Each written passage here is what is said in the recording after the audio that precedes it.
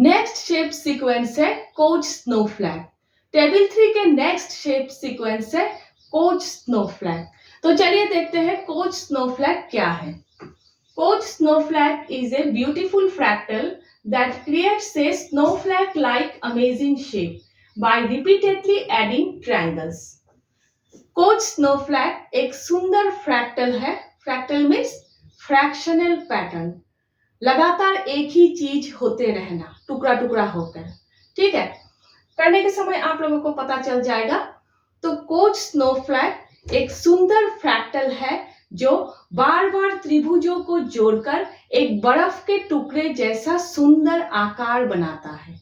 ठीक है, तो नेक्स्ट देखिए, सबसे पहला शेप क्या है? एक इक्विलैटरल ट्रायंगल, एक समभुज त्रिभुज। ठीक है, 3 साइड्स है, 3 साइड्स इक्वल है। नेक्स्ट देखिए, हर साइड को 3 पार्ट किया जाएगा और मिडिल पार्ट के ऊपर एक 2 साइड वाला इक्विलैटरल ट्रायंगल बनाया जाएगा। ठीक है, इसका नेक्स्ट शेप है ये। इसको समझना है तो यहां देखिए।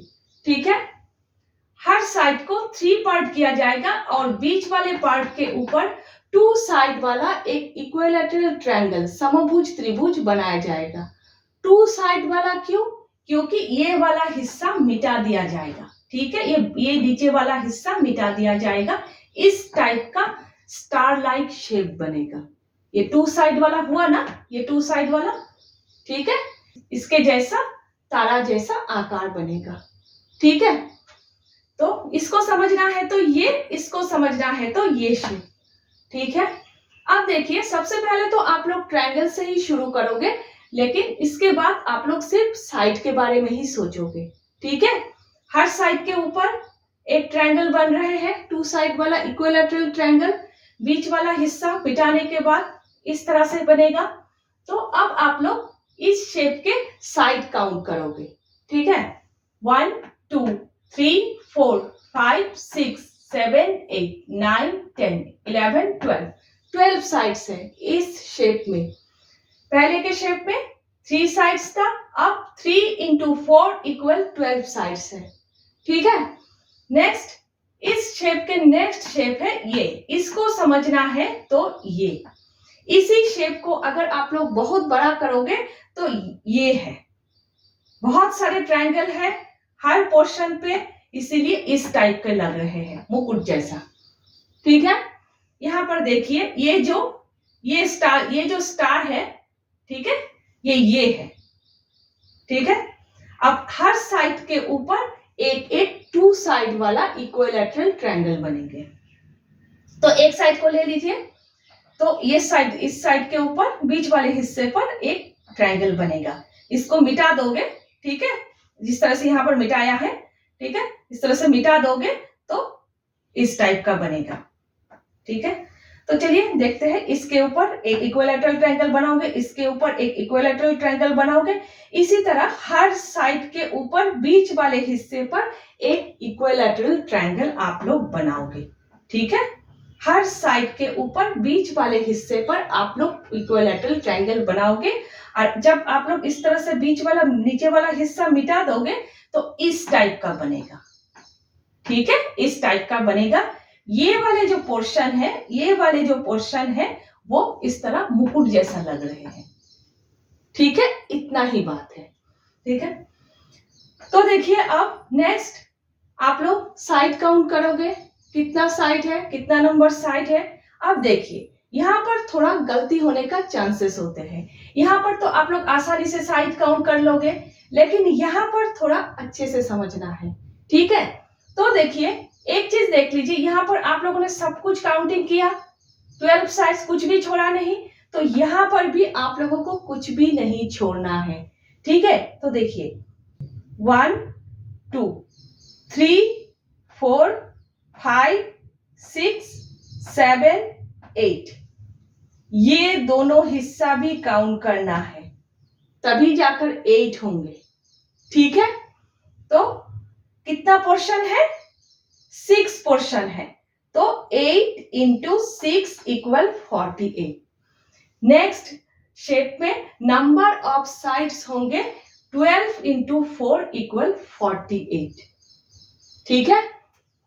इसके बाद तो मुश्किल है ट्रायंगल बनाना, फिर भी शायद आप लोग बना ही लोगे, लेकिन इसके बाद पॉसिबल ही नहीं है। इस तरह के ही लगेंगे। बुक में और सुंदर करके दिए हुए हैं, आप लोग और सुंदर करके बनाइएगा, ठीक है। लेकिन यहां तक समझ जरूर लीजिएगा, ठीक है। अब देखिए नंबर ऑफ साइड्स का पैटर्न क्या हुआ। सबसे पहले 3, उसके बाद 3 into 4 इक्वल 12, उसके बाद इस 12 के साथ 12 into 4 इक्वल 48, उसके बाद 48 into 4 इक्वल 192। हर पिछले नंबर के साथ 4 मल्टीप्लाई करना है। नेक्स्ट शेप के नंबर ऑफ साइड्स के लिए हर पिछले नंबर के साथ 4 मल्टीप्लाई करना है, ठीक है। हो गया इस शेप सीक्वेंस का पैटर्न, ठीक है। तो देखिए इस शेप सीक्वेंस का पैटर्न क्या हुआ। ये एक फ्रैक्टल पैटर्न है, ठीक है। फ्रैक्टल पैटर्न इसलिए क्योंकि बार बार एक ही चीज हो रहा है, बार बार साइड को पार्ट्स करके मिडिल पार्ट के ऊपर ट्रायंगल बनाया जा रहा है, ठीक है। और यही चीज लगातार होते जा रहा है और धीरे धीरे ट्रायंगल्स इतने बढ़ते जा रहे हैं कि एक बर्फ के टुकड़े जैसा सुंदर आकार बन रहा है, ठीक है। तो पैटर्न लिखिए आप लोग। Koch snowflake is a fractal pattern begins with an equilateral triangle, ठीक है। At each stage, every straight side is divided into 3 equal parts.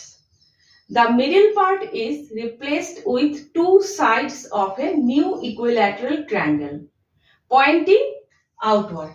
ये जो बाहर की तरफ है इसको बताया जा रहा है। The process is repeated, creating complex snowflake-like shape. ठीक है, यही प्रोसेस रिपीट होते जाएंगे, धीरे धीरे एक अद्भुत, कॉम्प्लेक्स मीन्स अद्भुत बर्फ के टुकड़े जैसा आकार बनते जाएंगे, ठीक है। हिंदी में लिखिए। कोच स्नोफ्लैक एक फ्रैक्टल पैटर्न है जो एक समभुज त्रिभुज से शुरू होता है। हर अगली स्तर में, ठीक है, हर अगले स्तर में, स्टेप में, हर अगले स्तर में हर सीधी भुजाओं को 3 बराबर भागों में बांटा जाता है। बीच वाले भागों को हटाकर वहां बाहर की ओर एक नया समभुज त्रिभुज जोड़ दिया जाता है। ये प्रक्रिया हर नई सीधी रेखा पर बार बार दोहराई जाती है, जिससे एक जटिल और सुंदर बर्फ के टुकड़े जैसे आकार बनता है, ठीक है। हो गया। तो एक बहुत ही सुंदर शेप सीक्वेंस है, ठीक है। धीरे धीरे एक बर्फ के टुकड़े जैसा आकार बनता है। यहां तक तो ठीक है, आप लोग बना पाओगे। नेक्स्ट एक ही टाइप के शेप बनाना है क्योंकि कुछ समझ में नहीं आएगा, ठीक है। बुक में देखिए लास्ट दोनों जो शेप है एक ही टाइप के हैं। आप लोगों को भी इसी तरह से ड्राइंग करना है, लेकिन कलर पेंसिल से सुंदर करके, ठीक है। एक करेक्शन है, आप लोगों में से जो हिंदी में हो उन लोगों के लिए, जितनी बार भी मैंने परत या फिर स्तर बोला है, स्तर के स्थान पर स्तर है, आप लोग ठीक कर लीजिएगा, ठीक है।